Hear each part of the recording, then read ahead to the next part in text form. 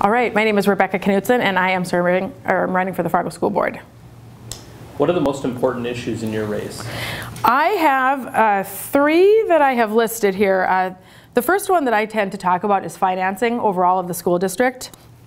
And I want to point out that Fargo is very fortunate, Fargo School District is very fortunate because we had a very positive response to our mill levy vote recently. And of course that certainly helped our finances, but it doesn't solve everything. We're still faced with financial constraints.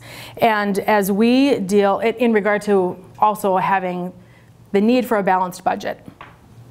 So in terms of our ongoing and our growing needs and the expectations of the public school system, we have a state and federal government environment right now that really I see as questioning the value of public schools. And when I say that, I am referencing the financial commitment in terms of those questions. And so as a public school system, we're required to take care of all the children that we receive. It is the district's mission to educate and empower all students to succeed. So we have needs in regard to teacher pay. We have needs in regard to maintaining highly skilled staff.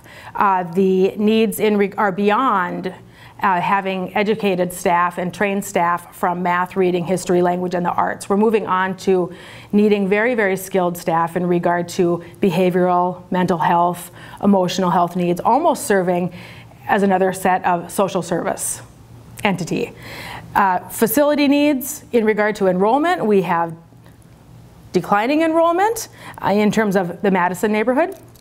We will need to figure out what to do with that wonderful school, if we keep it open with a small set of students, or if we decide to make some changes with how we use that school.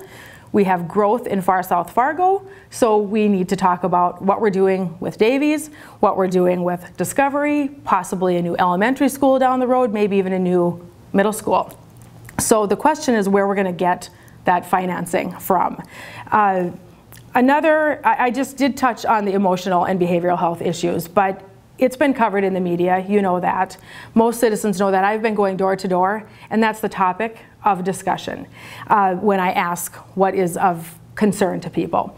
And so basically what people come to agreement on is that we need a solution, that something isn't working.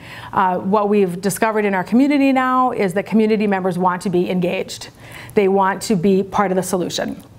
And perception is reality, and while the board might feel, or the administration might feel, that we are doing our due diligence internally, expectations externally seem to be increased in terms of community involvement. And that is something that I talked about when I ran 4 years ago, and I stand there as well in terms of it's a challenge to figure out what that community involvement and conversation looks like, but commitment to continue that.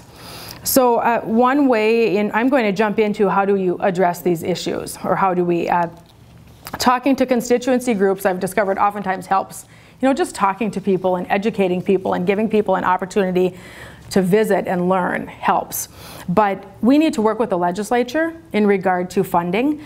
We already do, as a board, work with Fargo, West Fargo legislators and build alliances and discuss the bills that are going on in the legislature and how they impact the school system.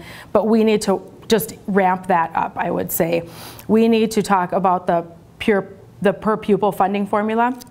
We need to talk about advocating for real-time funding versus being paid for students following the year after we have them.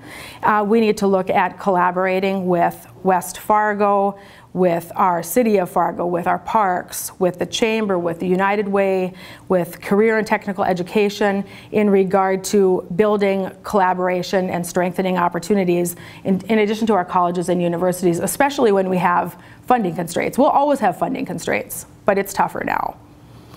And at the board's retreat in July, we are going to continue to explore ways that we can work with our community on some of these issues. We've talked about having an advisory group or a task force to discuss some of the key issues that are facing the school board right now. So I'm looking forward to that opportunity.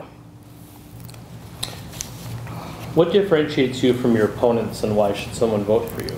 So specifically 4 years ago, I was very, very grateful to the citizens of Fargo, to the Fargo School District, for becoming the top vote getter. That distinguishes me. I am the board president, and I chair the governance committee. I also have experience serving on the committees of governance, communications, governmental affairs, and working to set the school calendar. I believe that it is important to have someone that understands what policy structure the school board works under. We work under a governance structure of policy, which means the board serves as a governing arm to administration. So it is not the board's responsibility to operate the school district. It's the board's responsibility to get in there. If we feel that something needs to be redirected, we can certainly suggest, and we can certainly ask.